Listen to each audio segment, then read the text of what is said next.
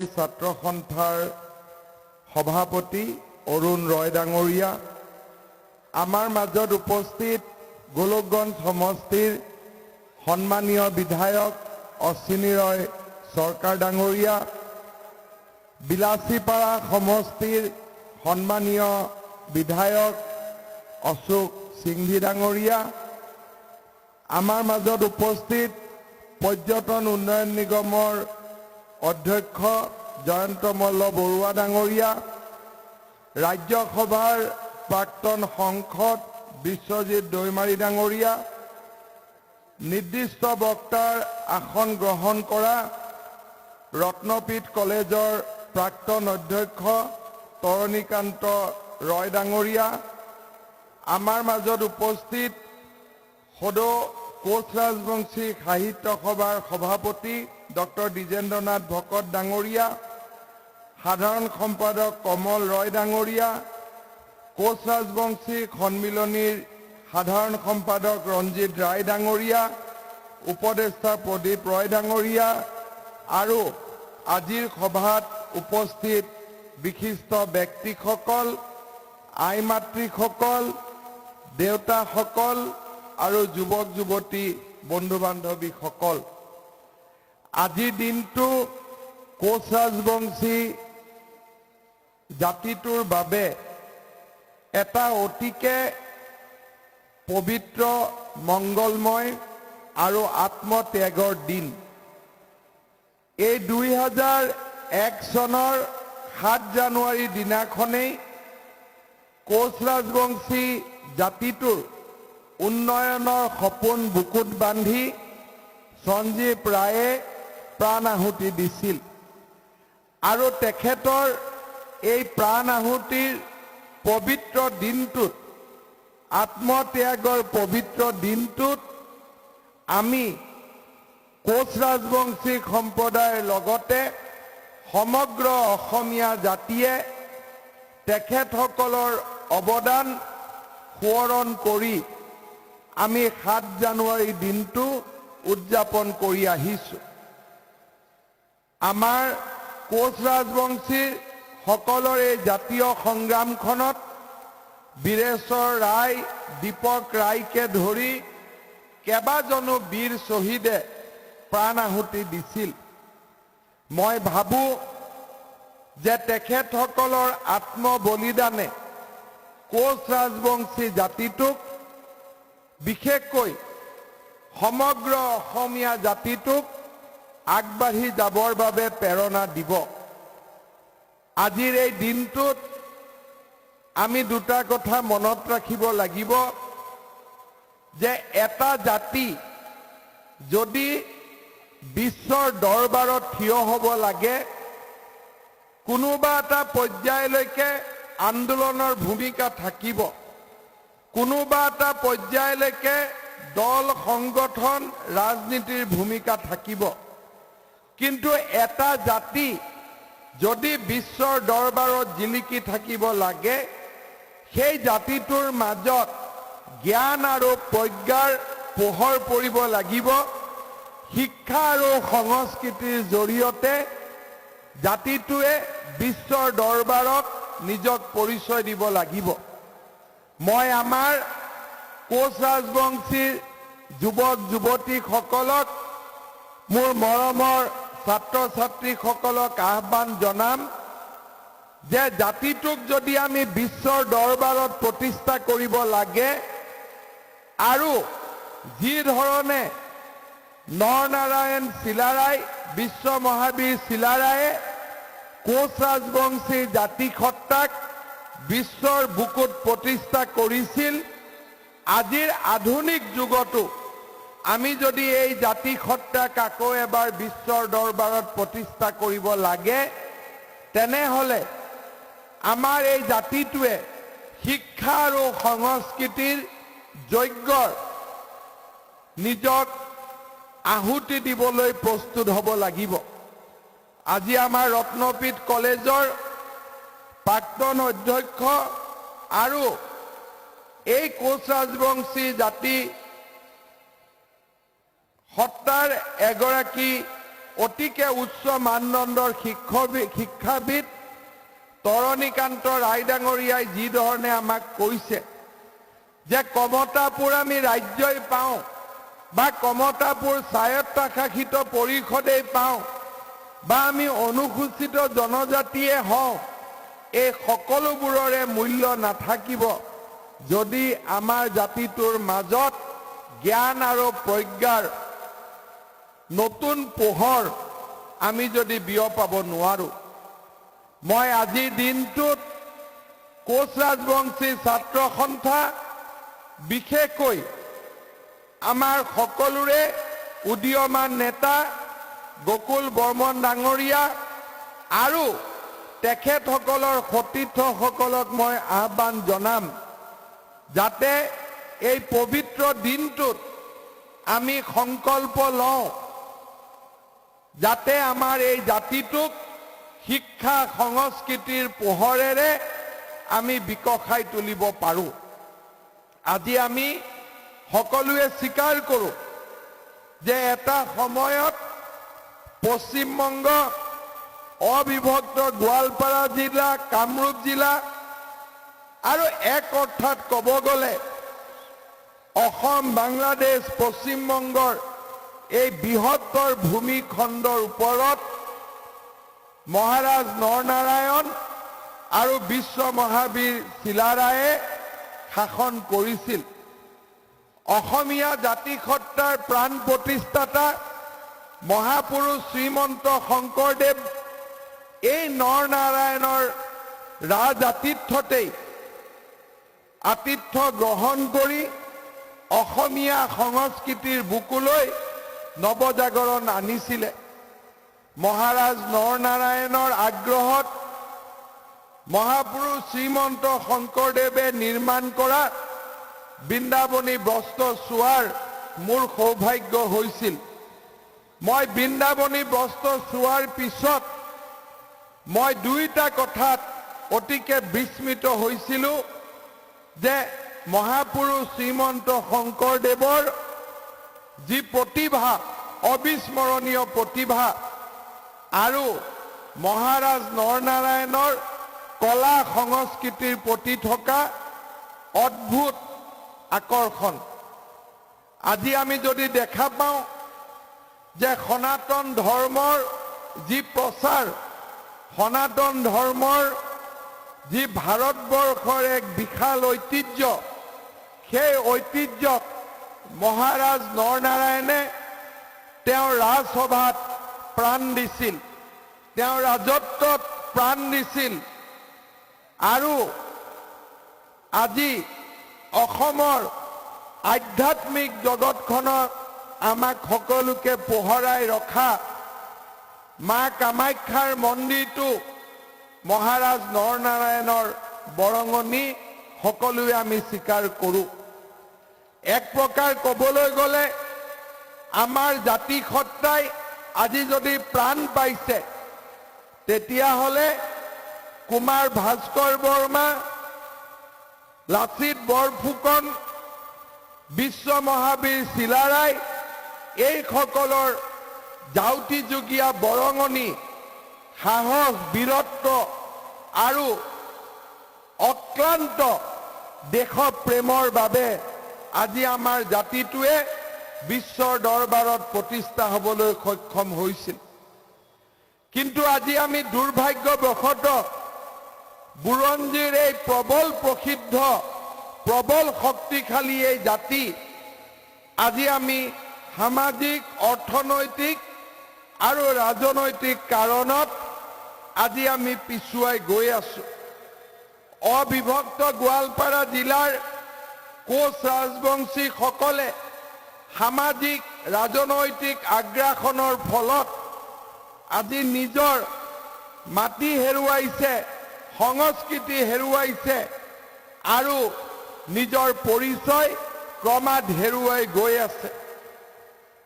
মই বিশ্বাস কৰোঁ যে এই অবিভক্ত গোৱালপাৰা জিলাৰ কোচ ৰাজবংশী সমাজখন আৰু তাৰ লগে লগে বিশেষকৈ আমাৰ নামনি অসম, মধ্য অসমৰ কোচ ৰাজবংশী সমাজখন আজি আমাৰ আধুনিক সভ্যতাৰ তুলনাত আমি বহু পিছুৱাই ৰৈ গলো। দৰিদ্ৰতা অৰ্থনৈতিকভাৱে আমি পিছ পৰি ললো। ৰাজনৈতিক সামাজিকভাৱে আজি আমি নিজৰ অধিকাৰবোৰ ক্ৰমাৎ হেৰুৱাইছো।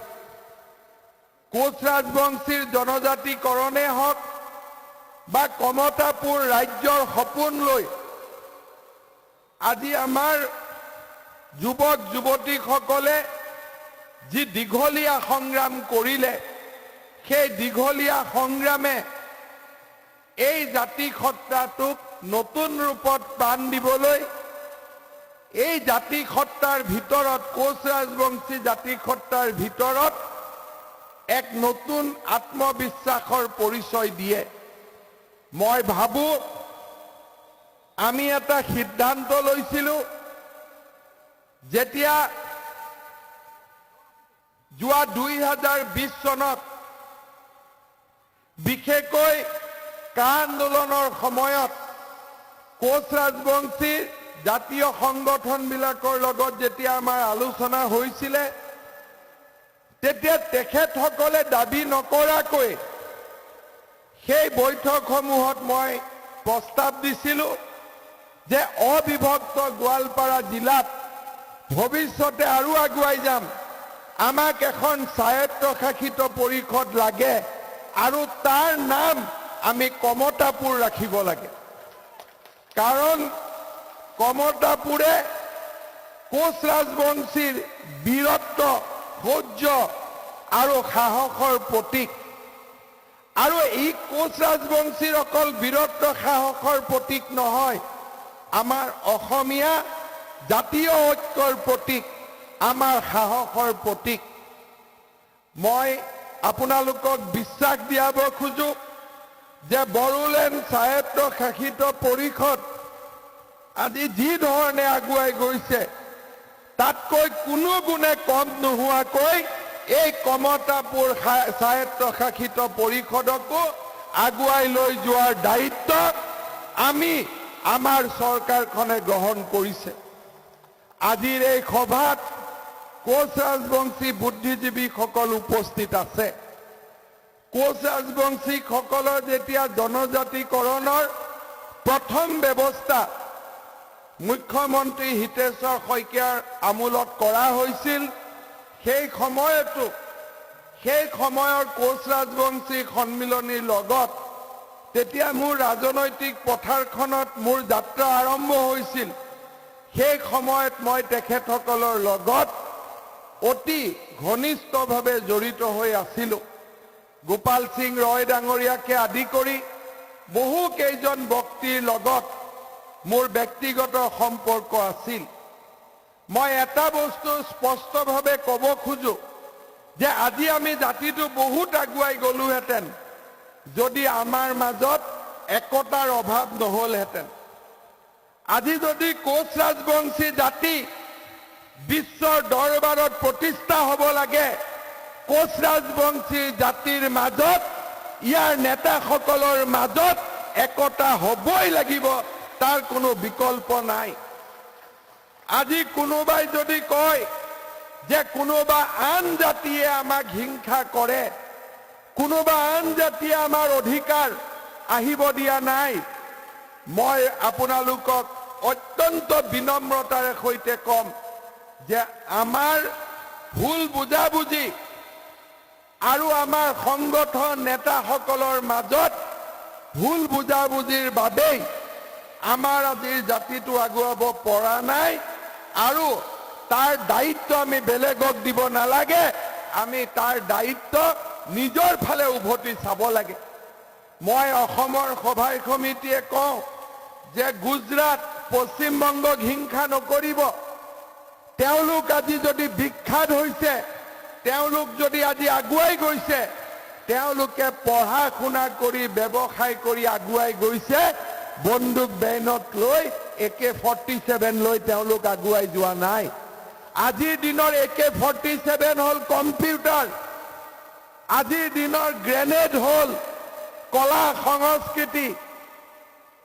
আৰু সেই দিশৰে আমি আগবাঢ়ি যাব লাগিব। মই ভাবো যে আমাৰ চৰকাৰে নিৰ্বাচনৰ আগতে আমি কমতাপুৰ স্বায়ত্তশাসিত পৰিষদ নিৰ্মাণ কৰিব খোজো, কিন্তু চৰ্ত এটা আছে। মোৰ চৰ্ত হ'ল যে এই কমতাপুৰ স্বায়ত্তশাসিত পৰিষদ যিখন ইণ্টাৰিম কাউন্সিল হ'ব, তাত যাতে জাতিটোৱে কোনো কাজিয়া পেচাল নকৰাকৈ ঐক্যমতৰ ভিত্তিত ৰাজ্য চৰকাৰক নামকেইটা আগুৱাই দিয়ে, যে আমাৰ জাতিটোৱে এইকেইটা নাম আমি আগুৱাই দিছো, ইয়াত আৰু আমাৰ কাৰো আপত্তি নাই।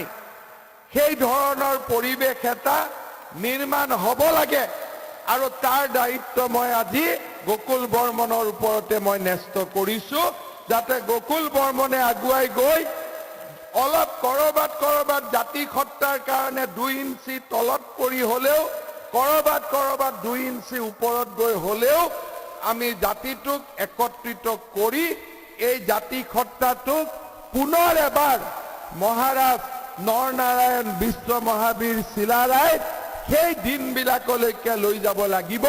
তাক মই বিশ্বাস কৰোঁ, আৰু মই বিশ্বাস কৰোঁ যে আপোনালোকৰ মাজত সেই শক্তি আছে, আৰু সেই শক্তি মাত্ৰ আমি অন্তৰৰ পৰা উলিয়াই আনিব লাগে। এই শক্তিক আমি প্ৰকাশ কৰিব লাগে। আজি আমি কোচ ৰাজবংশী ৰাইজৰ মাজত পঢ়া শুনাৰ এটা নতুন আন্দোলন হওক। এইবাৰ আমি মেডিকেল এডমিশনত 9টা সিট কোচ ৰাজবংশী জাতিৰ বাবে সংৰক্ষণ কৰিছো। কিন্তু মোৰ এটা মই লক্ষ্য কৰিছো, এই ৰিজাৰ্ভেশ্যনৰ বেনিফিট কোন হ'ব লাগিব? আমাৰ অবিভক্ত গোৱালপাৰা জিলা আৰু মধ্য আৰু নামনি অসমৰ কোচ ৰাজবংশীসকল বেছিকৈ হ'ব লাগিব, কাৰণ সামাজিকভাৱে তেখেতসকলে আটাইতকৈ পিছপৰা। আমি চাম এই ৰিজাৰ্ভেশ্যনৰ পিছত যদি আমি দেখা পাওঁ যে সঁচাকৈ আমাৰ কোচ ৰাজবংশী ৰাইজৰ উপকাৰ হৈছে, অহাবাৰ আমি মেডিকেল সিট 15টালৈকে বঢ়াই দিব আমি খুজিছো। সেই চেষ্টা মোৰ মনত থাকিব। তাৰ লগে লগে এই বছৰৰ পৰা ইঞ্জিনিয়াৰিং, পলিটেকনিক, এগ্ৰিকালচাৰ ইউনিভাৰ্চিটি, এই গোটেই শিক্ষানুষ্ঠানবিলাকত কোচ ৰাজবংশীৰ বাবে সংৰক্ষণৰ ব্যৱস্থা আমি আৰম্ভ কৰাৰ বাবে সিদ্ধান্ত গ্ৰহণ কৰিছো। শ্ৰদ্ধাৰ ৰাইজ, কোচ ৰাজবংশীক জনজাতিকৰণৰ বিষয়টো এটা জটিল বিষয় আছিল। আমি বিচৰা নাছিলো যে এই জনজাতিকৰণে অসমৰ বৰ্তমানৰ জনজাতীয়সকলক কৰবাত নহয় কৰবাত আঘাত দিয়ক। আমি তেওঁলোকৰ লগত আলোচনা কৰিছিলো, আৰু দীঘলীয়া 2 বছৰ আলোচনাৰ পিছত আজি মই আজিৰ সভাত ক'ব নোখোজিলেও আমি মোটামুটি মই 90% বুলি কম, আমাৰ কোচ ৰাজবংশীৰ জনজাতিকৰণৰ সমস্যাটো আমি তেওঁলোকৰ লগত বুজাবুজিৰ জৰিয়তে আমি আগবঢ়াই লৈ যাবলৈ সক্ষম হৈছো। মই বিশ্বাস কৰোঁ যে এই দীঘলীয়া সংগ্ৰামখন আৰু বেছি দিন নাথাকে। 1968 চনতে আৰম্ভ কৰা, 70 চনতে আৰম্ভ কৰা এই সংগ্ৰামখন খুব সোনকালে শেষ হ'ব, তাক মই আশা কৰোঁ, তাক মই বিশ্বাস কৰোঁ। আৰু কোচ ৰাজবংশীসকলে নিজৰ ন্যায্য অধিকাৰ পাব, তাক মই অন্তৰেৰে সৈতে বিশ্বাস কৰোঁ।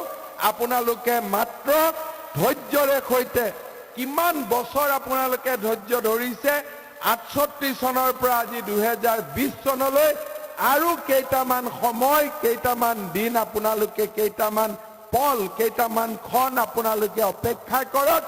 আমি আপোনালোকক প্ৰতিশ্ৰুতি দিছো যে আপোনালোকে ভাল খবৰেই পাব, তাত কোনো আপোনালোকে চিন্তা কৰিব নালাগে। সেই কথা মই আপোনালোকক স্পষ্ট কৰি ক'ব খুজিছো। শ্ৰদ্ধাৰ ৰাইজ, আমাৰ মাজত আৰু কৰিবলগীয়া কাম আছে।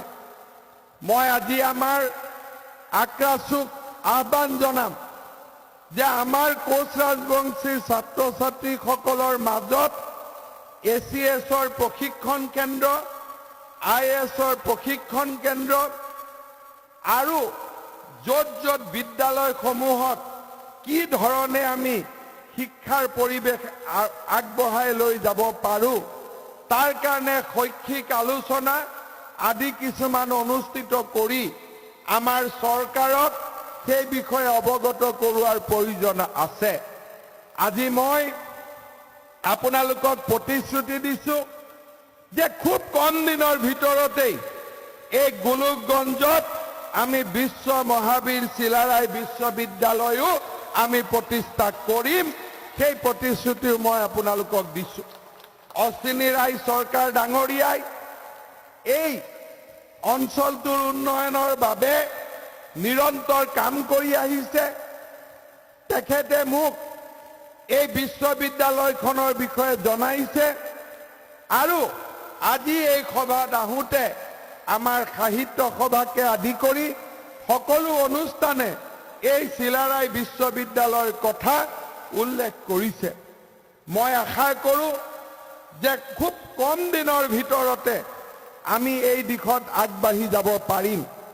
আজি আমি ইতিমধ্যে আমাৰ গোলকগঞ্জ সমষ্টিৰ উন্নয়নৰ বাবে, শৈক্ষিক উন্নয়নৰ বাবে আমি এখন ৰেচিডেন্সিয়েল স্কুল আৰম্ভ কৰিছোঁ আৰু আজি মই এখন মহিলা কলেজৰো, য'ত আমাৰ ছোৱালীসকলে পঢ়িব পাৰে, তাৰো আধাৰশিলা স্থাপন কৰিছোঁ। 2 বছৰৰ ভিতৰত এখন সুন্দৰ ছাত্ৰীসকলে পঢ়িব পৰা সায়েন্স, আৰ্টছ, কমাৰ্চ সকলোকে লৈ এখন সুন্দৰ কলেজ আমি ইয়াতে প্ৰতিষ্ঠা কৰিম। তাৰো আধাৰশিলা আজি আমি ইয়াতে স্থাপন কৰিছোঁ।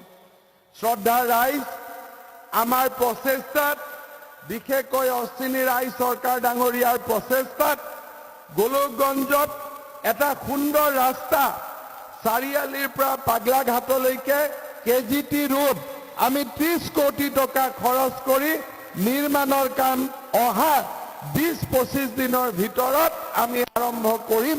তেনেধৰণে আমি আগুৱাই গৈছোঁ। মোৰ মনত খুব ইচ্ছা আছে যে আমাৰ যি গংগাধৰ নদীত আছে, সেই গংগাধৰ নদীৰ ওপৰত তৃতীয়খন দলং, 3rd ব্ৰিজ, এই দিশতো আমি আগবাঢ়ি যাব লাগে। ইতিমধ্যে তাৰ DPR প্ৰস্তুত হৈছে আৰু যিকোনো মুহূৰ্ততে আপোনালোকে ভাল খবৰ পাব পাৰে, সেই ধৰণে আমি নিজকে প্ৰস্তুত কৰি লৈছোঁ। শ্ৰদ্ধা ৰাইজ, আমাৰ ইয়াতে চিলাৰায় কলাক্ষেত্ৰ হ'ল, গোলকগঞ্জত সাব ট্ৰেজাৰী হ'ল আৰু আজি আমাৰ যি চিলাৰায় বিশ্ববিদ্যালয় নিৰ্মাণৰ কল্পনা যি আজিৰ এই সভাত শ্বহীদ দিৱসৰ পবিত্ৰ দিনটোত আৰম্ভ হ'ল, মই ভাবোঁ যে এই ধৰণৰ বিকাশ আৰু প্ৰগতিয়ে আমাৰ কোচ ৰাজবংশী জাতি সত্তাক আৰু গোলকগঞ্জ সমষ্টিটোক বহুদূৰ আগুৱাই লৈ যাব। মই এটা ব্যক্তিগতভাৱে আপোনালোকক অনুৰোধ কৰিম যে কমতাপুৰ স্বায়ত্তশাসিত পৰিষদ আমি পাম আৰু আমি আন স্বায়ত্তশাসিত পৰিষদতকৈ ইয়াক কিছু বেছি অধিকাৰ দিম, যাতে ভূমিৰ কিছু অধিকাৰ এই স্বায়ত্তশাসিত পৰিষদৰ লগত থাকিব পাৰে। অবিভক্ত গোৱালপাৰা জিলাত আমাৰ থলুৱা বুলি কওঁতে মই কোনো হিন্দু মুছলমান কোৱা নাই, আমাৰ সকলো থলুৱা খিলঞ্জীয়া আমাৰ জাতিসকলৰ যি হাতত মাটি আছিল, সেই মাটি আমাৰ হাতৰ পৰা নোহোৱা হ'ল। আমি এখন আইনৰ কথা চিন্তা কৰিছোঁ যে ধুবুৰী অবিভক্ত গোৱালপাৰা জিলাত আমি কেনেকৈ থলুৱা লোকৰ বাচি থকা মাটিখিনি আমি সংৰক্ষণ কৰিব পাৰোঁ, সেই বিষয়ে আমি আইনৰ চৰ্চা আৰম্ভ কৰিছোঁ। কিন্তু মই আপোনালোকক অনুৰোধ কৰিছোঁ, নিজৰ মাটি আৰু বেলেগক বিক্ৰী নকৰিব। যিখিনি বাচি ৰ'ল সেইখিনি বচাই ৰাখক। যিখিনি বাচি ৰ'ল সেইখিনি বচাই ৰাখক। 10,000 টকা কম পালেও আপোনাৰ মাটি আপোনাৰ ভাই ভন্টি জনৰ ওচৰতে দিয়ক, আপোনাৰ দেউতা মাক দিয়ক, আন জাগালৈকে মাটি যাব নালাগে। এই কাৰণে কোৱা নাই যে কাৰোবাই মাটি পালে আমি বেয়া পাওঁ, কিন্তু এইখন চিলাৰাইৰ জাগা, এইখন নৰনাৰায়ণৰ ভূমি, এই ভূমিত যদি কোচ ৰাজবংশীসকল নোহোৱা হৈ যায়, অসমৰ ইতিহাসে নোহোৱা হৈ যাব। অসমৰ ইতিহাসৰ এটা সোণালী যুগ নোহোৱা হৈ যাব। আৰু সেইবাবে আপোনালোকক মই অনুৰোধ কৰিম, আমাৰ ইতিমধ্যে তৰণীকান্ত ৰয় ডাঙৰীয়াই কৈছে যে যি মাটি বাকী আছে সেই মাটি যাতে বাকী থাকে। মোৰ দুখ লাগিল সিদিনাখন বিধানসভাত কংগ্ৰেছ পাৰ্টিৰ মেম্বাৰসকলে কয় যে সাউথ সালমাৰাত কোচ ৰাজবংশী কমতাপুৰ পৰিষদ দি কি হ'ব, তাত দেখোন কোচ ৰাজবংশী নায়েই। মই উত্তৰ দিয়া নাছিলো, মই মনে মনে আছিলো। মই মনত তেওঁলোকক ক'ব খুজিছিলো, তাতে মই নকলো, কাৰণ মোৰ সিদিনাখন মাদ্ৰাছা বিল পাছ কৰাব লগা আছিল, মই ৰখি আছিলো যে আজিৰ পৰা 60 বছৰৰ মাটিৰ পট্টাবিলাক চাওক, আজিৰ পৰা 80 বছৰ আগৰ মাটিৰ পট্টাবিলাক চাওক। তাত কংগ্ৰেছৰ মানুহবোৰ ক'ত আছিল তেতিয়া? তেওঁলোকহে নাছিল। আজি আমাৰ মাটিবোৰ চলে বুদ্ধিত, আমাৰ মাটিবোৰ আজি হাতৰ পৰা ওলাই গ'ল। আজি বৰপেটা, নগাঁও, মৰিগাঁও এই অঞ্চলবিলাকত আজি আমাৰ ভূমিৰ অধিকাৰ আমি লাহে লাহে হেৰুৱাই পেলাইছো। আজি আমাৰ যি মাটিত আমি চৰকাৰী মাটিত আছিলো, আমাৰ চৰকাৰখনে এই মাটিত থকা ব্যক্তিসকলক এইবাৰ আমি হাতত পট্টা তুলি দিছো। আৰু যোন বাকী আছে তেওঁলোককো আমি পট্টা দিম। কিন্তু এটা আপোনালোকে শ্বহীদ দিৱসৰ দিনা সংকল্প ল'ব যে এই মাটি আৰু আমি কাকো বিক্ৰী নকৰো, আমাৰ ল'ৰা ছোৱালীৰ কাৰণে এই মাটি আমি সংৰক্ষণ কৰিম। আগতে কিয় মাটি বিক্ৰী কৰিব লাগিছিল? বেমাৰৰ কাৰণে। এতিয়া বেমাৰৰ দায়িত্ব চৰকাৰৰ। অটল অমৃত অভিযান আহিলে, আয়ুষ্মান ভাৰত আহিলে, লাহে লাহে এইবিলাক আৰু ভাল হ'ব। আজি আমি আৰম্ভণি কৰিছো, অহা 2-3 বছৰৰ ভিতৰত এই আঁচনিবিলাক আৰু ভাল হ'ব।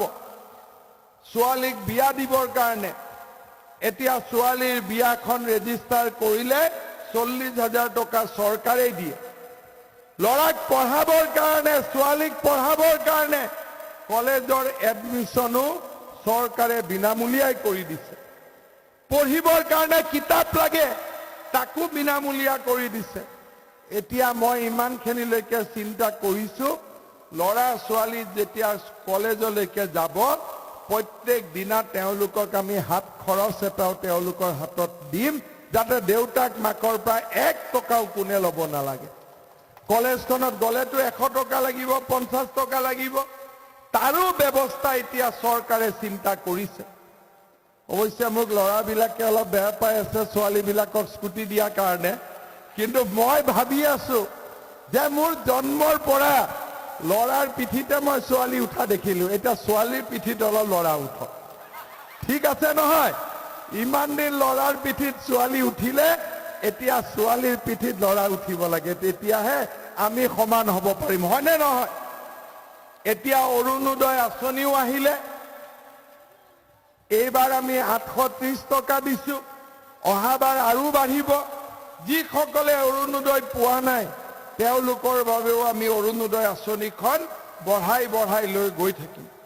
গতিকে এতিয়া আৰু মাটি বিক্ৰী কৰিব নালাগে। আৰু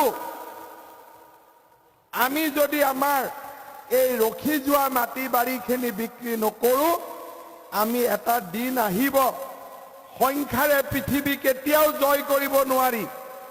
quality is the most important thing, not quantity. বহুত সৰু সৰু গছ ৰৈ থাকক, জন্ম হওক, কোনো আপত্তি নাই, কিন্তু এডাল যেতিয়া বটবৃক্ষ হয়, তাৰ ফালে সকলো মানুহে তাৰে ছাঁ ল'বৰ কাৰণে সেই গছডালৰ তলত যায়। সংখ্যা যি নহওক কিয়, এই জাতিটোৰ মাজৰ পৰা যেতিয়া ডাক্তৰ হ'ব, ইঞ্জিনিয়াৰ হ'ব, প্ৰফেচাৰ হ'ব, আমাক কোনেও পিছ পেলাই থব নোৱাৰে। কাৰোবাৰ সংখ্যা 5 লাখ হত আমি 50,000 পুৰণা কমতাপুৰৰ ঐতিহ্য আমি উভতাই লৈ আনিব পাৰিম। আৰু মই ভাবো আজি শ্বহীদ দিৱসৰ দিনা আপোনালোকে সেই সংকল্প গ্ৰহণ কৰিব। মই পুনৰ এবাৰ আপোনালোকক ধন্যবাদ জনাইছো। আমাৰ কোচ ৰাজবংশীৰ জাতীয় জীৱনত যিসকলে সংগ্ৰাম কৰি 11টাকৈ পৰিয়াল শ্বহীদ হ'ল, প্ৰতিটো পৰিয়াললৈ আজিৰ এই দিনটোত ৰাজ্য চৰকাৰৰ তৰফৰ পৰা 5 লাখকৈ প্ৰতিটো পৰিয়ালৰ বাবে এককালীন সাহায্যৰ কথা মই ঘোষণা কৰিছো। হাতত খুব সময় কম আছে। চৰকাৰটো আহিবনে নাই? বিজেপি আহিবনে নাই? আহিব